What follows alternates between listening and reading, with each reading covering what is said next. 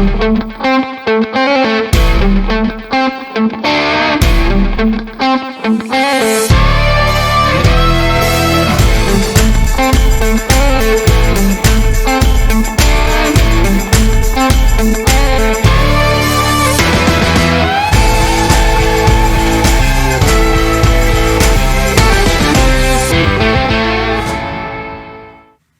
sekalian, mari kita menyiapkan hati untuk menyambut firman Tuhan dengan berdoa memohon pertolongan Roh Kudus. Tuhan, kami mengakui hati kami ini keras.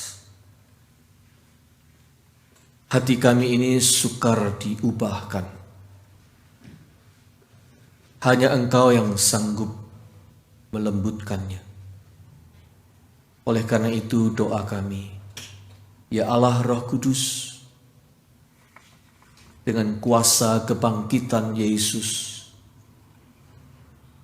lunakkanlah, lembutkanlah hati kami, supaya hati kami terbuka bagi sabda ilahi, supaya hati kami menjadi sumber pencerahan yang menerangi seluruh hidup kami.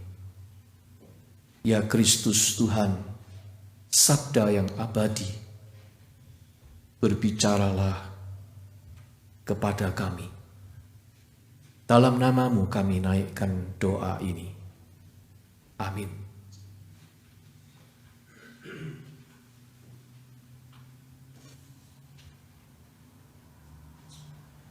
Saudara sekalian, minggu depan kita sudah akan memasuki minggu Prapaskah pertama, the first Sunday in Lent.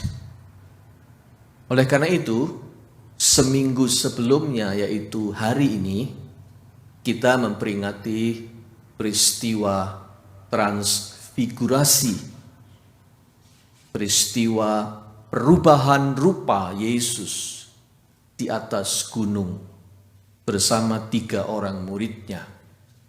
Hari ini disebut Sunday of the Transfiguration of the Lord. Oleh karena itu, Anda melihat warna liturgi hari ini adalah putih, cahaya, menandakan peristiwa transfigurasi.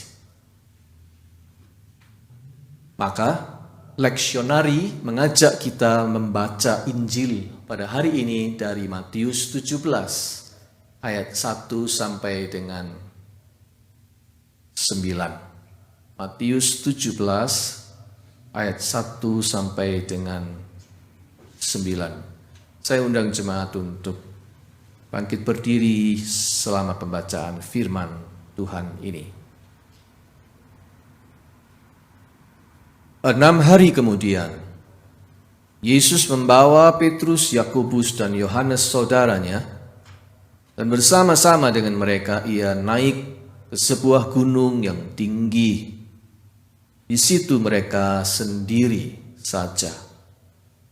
Lalu Yesus berubah rupa di depan mata mereka. Wajahnya bercahaya seperti matahari, dan pakaiannya menjadi putih bersinar seperti terang.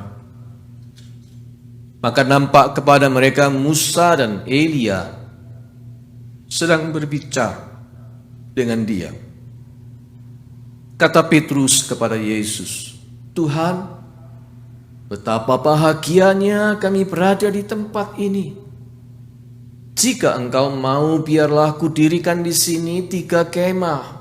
1 untuk Engkau, 1 untuk Musa, dan 1 untuk Elia." Dan tiba-tiba sedang ia berkata-kata, turunlah awan yang terang menaungi mereka. Dan dari dalam awan itu terdengar suara yang berkata, "Inilah anak yang kukasihi, kepadanya lah aku berkenan, dengarkanlah dia."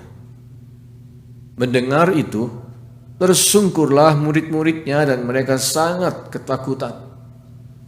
Lalu Yesus datang kepada mereka dan menyentuh mereka sambil berkata, berdirilah, jangan takut.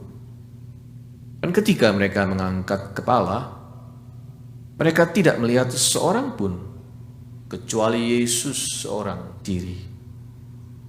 Pada waktu mereka turun dari gunung itu, Yesus berpesan kepada mereka, "Jangan kamu ceritakan penglihatan itu kepada seorang pun, sebelum Anak Manusia dibangkitkan dari antara orang mati." Demikianlah pembacaan Injil Yesus Kristus. Berbahagia kita yang mendengar firman Allah dan memeliharanya. Haleluya.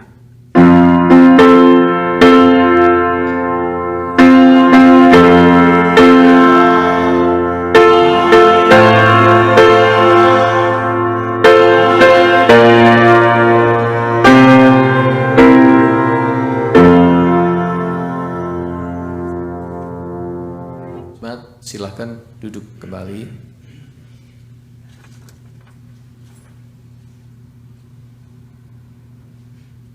Saudara-saudara, gunung dan awan adalah fenomena alam yang mengandung serentak 3 kesan ini. Indah, pertama indah, menawan. Yang kedua juga misterius. Dan yang ketiga bisa pula menakutkan.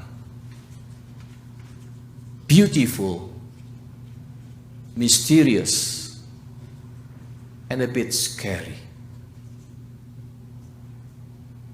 Warna biru atau hijau gunung dari kejauhan bisa merupakan panorama yang indah sekali.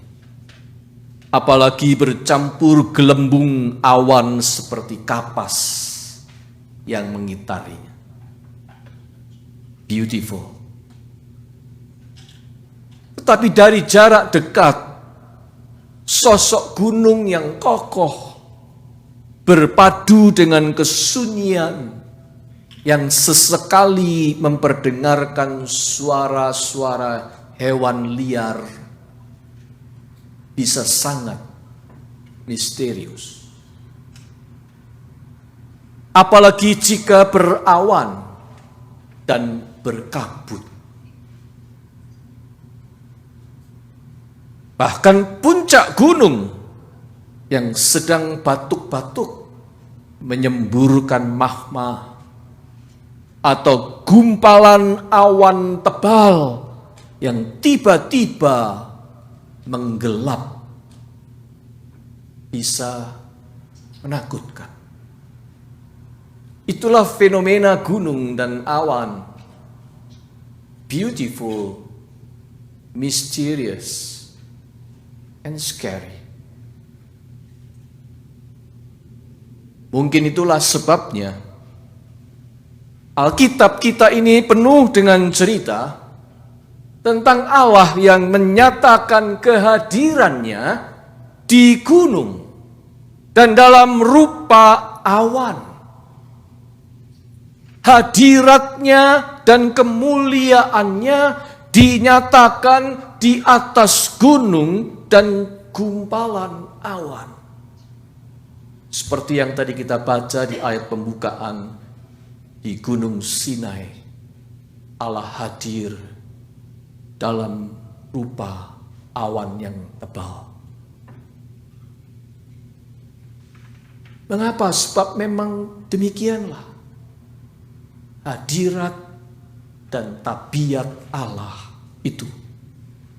Indah, menawan, menakjubkan, serentak mencekam, serba misterius, dan bisa pula membuat kita gentar, gemetar dibuatnya. Itulah hadirat dan tabiat Allah, Allah yang kudus itu.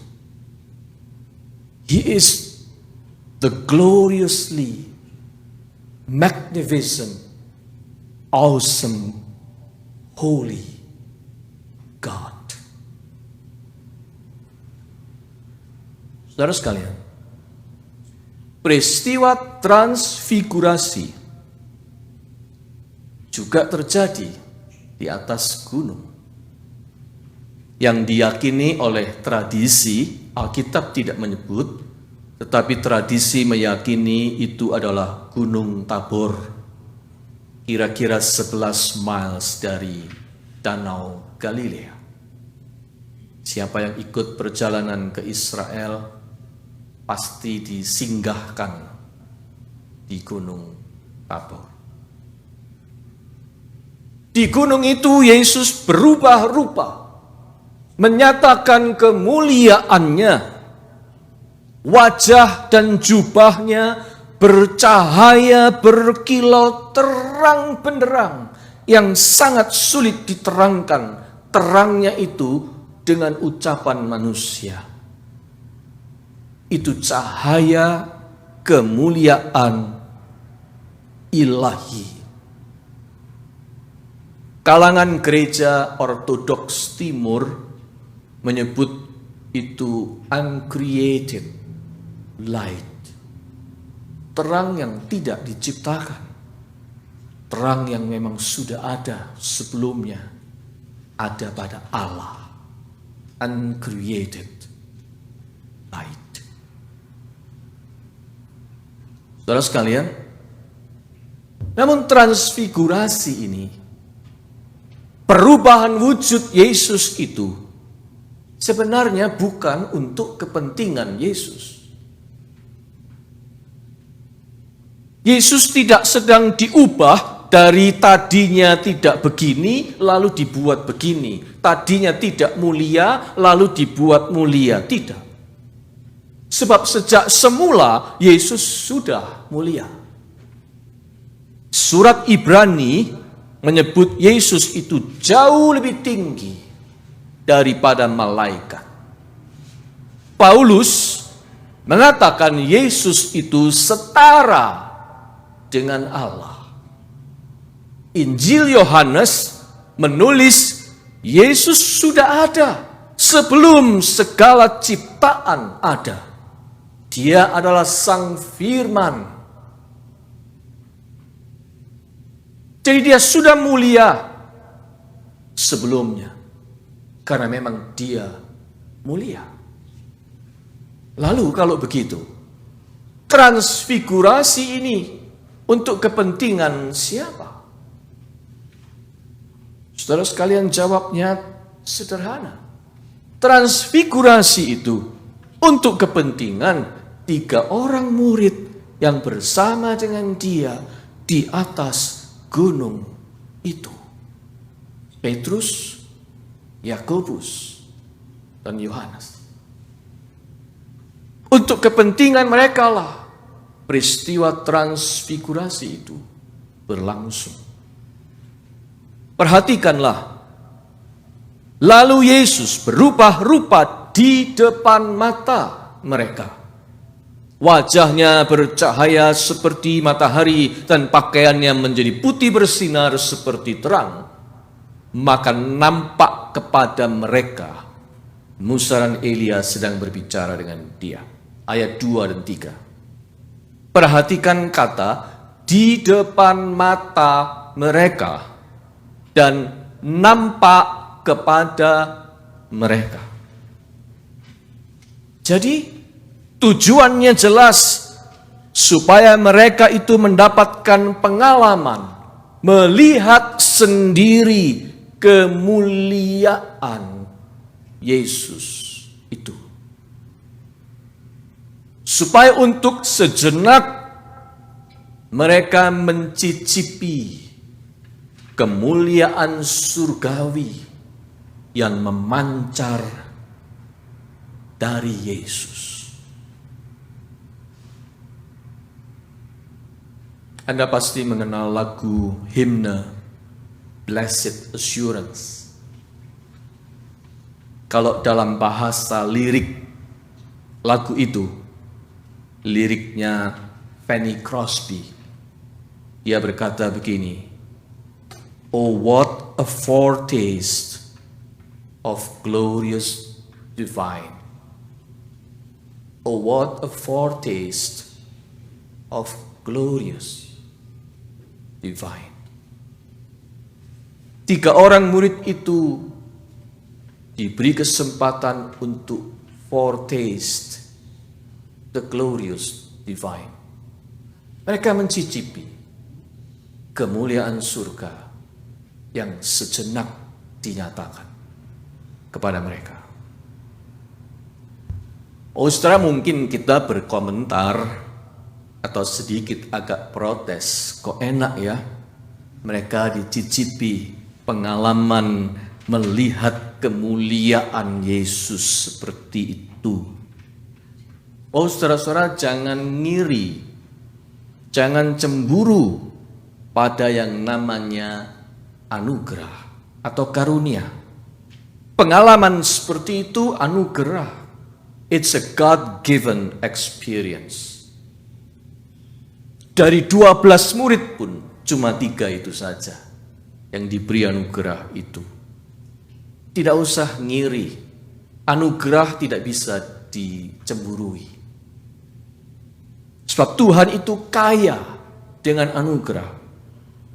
Dan Dia tak akan kekurangan cara untuk beranugerah kepada siapa saja, termasuk kepada kita. Dan kepada semua orang Dia beranugerah, hanya masing-masing dengan cara dan dengan wujud yang berlain-lainan. Dan jangan lupa, yang penting ketiga unsur tadi. 3 unsur yang menyertai pengalaman menyaksikan kemuliaan Tuhan.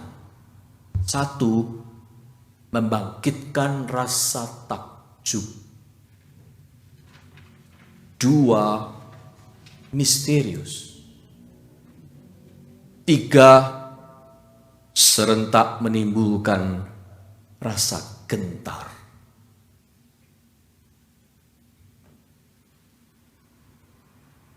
Pak Dani Manampiring pernah bercerita kepada saya tentang cara Tuhan menolong ketika ibunda beliau sedang sakit keras dan membutuhkan perawatan serius di ibu kota, di Jakarta, padahal mereka tinggal di Manado.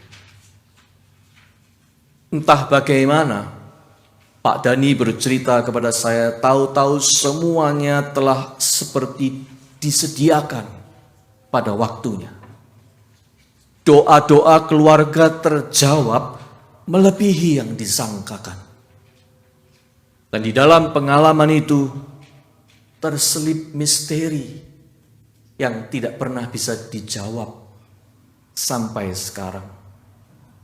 Dan serentak pengalaman itu menakjubkan.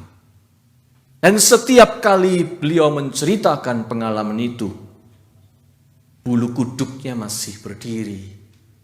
Juga ketika ia bercerita kepada saya, ada kegentaran. Saudara sekalian, ketika kami masih tinggal di Surabaya dulu, bertahun-tahun lalu, rumah kami itu pernah kemalingan. Waktu itu sore hari, saya dan istri saya mengantarkan Kevin, putra kami yang pertama, berobat ke dokter. Hal yang waktu itu adalah rutinitas yang kami lakukan.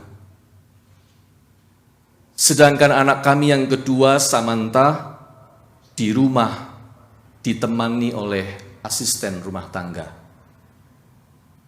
Nah, rupanya si maling sudah tahu rutinitas kami itu. Jadi, sore atau malam hari itu, masuklah ia melalui atap, lalu tembus ke kamar mandi di lantai 2, yang letaknya persis di depan kamar anak-anak kami. Di mana Samantha waktu itu masih berusia 4 tahun, dia suka bermain sendiri di kamar itu kalau kami sedang pergi. Setelah keesokan dini hari, kami mendapati kenyataan bahwa kami telah kemalingan, yaitu laptop saya hilang dan jejak-jejak tangan berwarna hitam menempel di dinding-dinding kamar mandi dan juga di korden kamar anak-anak kami.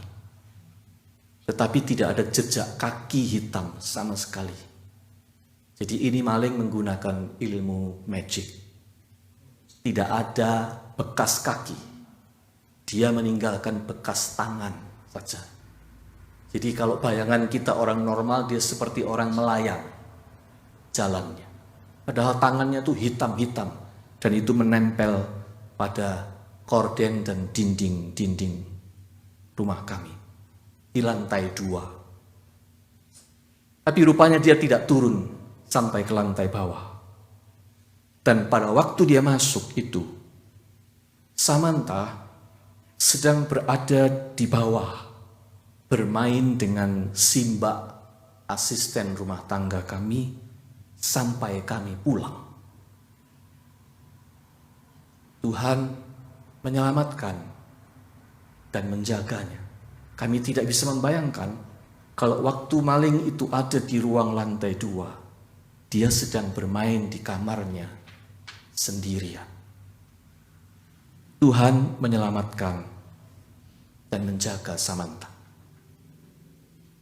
Terlebih lagi saya makin merinding ketika ingat bahwa persis sebelum sore itu kami berangkat ke dokter, Samantha kecil itu tiba-tiba menarik tangan saya dan mengajak saya berlutut di satu kamar yang kami memang desain itu sebagai kamar doa. Dia tahu itu kamar doa kami. Dan dia mengajak saya masuk ke kamar doa itu. Dan kami berlutut berdua, berdoa bersama-sama. Saya dan Samantha. Sesudah itu, saya, Lily, dan Kevin berangkat. Lalu Samantha turun, dan dia berada di lantai bawah itu terus, sampai kami pulang. Dia tidak naik ke atas seperti biasanya, sama sekali. Setelah berdoa itu, dia turun dan tinggal di bawah, sampai kami pulang. Sehingga saat si maling itu beroperasi, dia tidak di kamarnya sendirian. Sampai saat ini, saudara-saudara, jika mengenang kejadian itu, saya selalu bersyukur dan merasa takjub akan cara Tuhan melindungi. Juga disertai rasa heran bagaimana bisa begitu anak kecil umur 4 tahun dipanggilnya untuk berdoa sebelum bahaya mendatangi dirinya. Samantha masih amat kecil. Tiba-tiba dia mengajak saya berdoa bersama. Saya tidak mengerti, saya hanya mengikutinya. Kami berdoa bersama-sama. Saya tidak tahu akan ada bahaya. Tetapi Tuhan memanggil hati anak itu untuk berdoa sebelum bahaya datang. Dan sekaligus saat itu, saya dibuat gemetar, merinding. Oleh besarnya, betapa besarnya Tuhan, dan betapa berartinya sebuah doa itu bagi Tuhan. Bahkan doa seorang anak kecil sekalipun matters to him. Saudara sekalian, saya yakin itu bukan cuma cerita Pak Dani Manampiring dan cerita saya sekeluarga. Di dalam home fellowship kemarin, Penatua Iwan bersaksi Ketika waktu itu baru mau belajar mandiri sesudah lulus kuliah, ia kehabisan uang di Jakarta sendirian. Terima gaji masih tunggu 2 hari lagi. Jadi tidak tahu makan apa hari itu sampai 2 hari lagi, sebab sudah tidak ada uang untuk membeli makanan. Mau minta orang tua sudah malu karena sudah janji tidak akan merepoti orang tua lagi.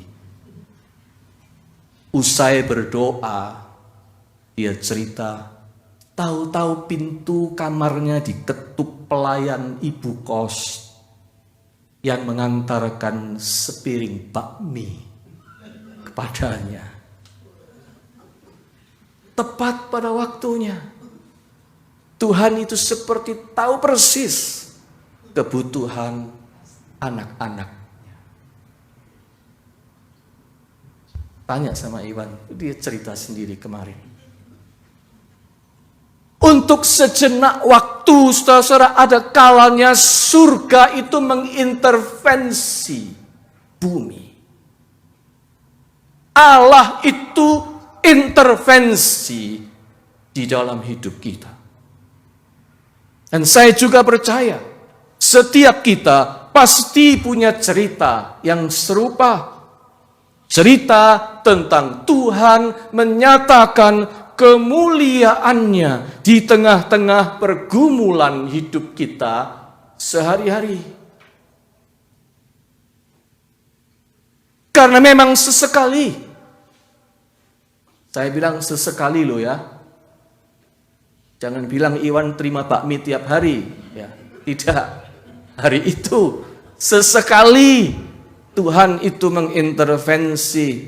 Dia mengizinkan kita naik ke gunung kemuliaannya untuk merasakan campur tangan langsungnya dan hadiratnya yang menakjubkan, mengherankan, sekaligus menggentarkan.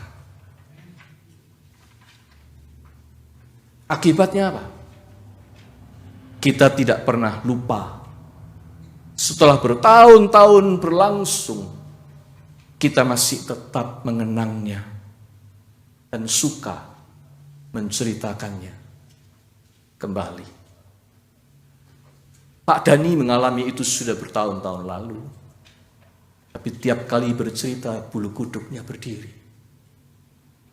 Saya sudah mengalaminya bertahun-tahun lalu, samanta sekarang sudah dewasa. Tapi saya suka menceritakan cerita ini kepada orang lain. Iwan sudah mengalaminya bertahun-tahun yang lalu. Dia sudah tidak butuh kiriman bakmi seperti dulu. Tetapi dia suka menceritakan pengalaman itu kembali. Kita tidak pernah lupa. Begitupun Rasul Petrus. Sesudah sekian tahun lamanya, dia masih menulis dalam suratnya yang tadi dibacakan sebagai berita anugerah. Tetapi kami adalah saksi mata dari kebesarannya. Kami menyaksikan bagaimana ia menerima kehormatan dan kemuliaan dari Allah Bapa ketika datang kepadanya suara dari Yang Maha Mulia yang mengatakan, inilah anak yang kukasihi, kepadanya lah aku berkenan. Suara itu kami dengar datang dari sorga ketika kami bersama-sama dengan dia di atas gunung yang kudus. 2 Petrus 1 ayat 16 hingga 18. Saudara, akhirnya yang ingin saya katakan adalah satu hal yang harus kita ingat. Apabila Tuhan mengizinkan kita punya cerita seperti itu, sama sekali bukan untuk kegagahan atau kehebatan kita, atau kita merasa diri lebih istimewa daripada orang lain. Bukan. Namun semua cerita itu pada dasarnya adalah cerita tentang kemuliaan Yesus. For the sake of God's glory. Peristiwa transfigurasi itu adalah peristiwa tentang kemuliaan Yesus. Itu sebabnya dia pesan pada Petrus sebelum kebangkitan Yesus, jangan ceritakan kisah ini. Kisah ini hanya bisa dimengerti sebagai sebuah cerita tentang Yesus yang mulia, Yesus yang bangkit dari kematian itu. Sebab Tuhan itu ingin setiap kita punya cerita hidup yang memuliakan nama Tuhan. Tuhan ingin setiap cerita, bahkan seluruh cerita kehidupan kita adalah cerita tentang kemuliaan Tuhan. This is my story, this is my song, kata Fanny Crosby dalam nyanyian Blessed Assurance itu. Biarlah setiap kita, Anda dan saya, selalu ingat untuk berdoa seperti ini. Lord, let my story be your glory. Let my story be your glory.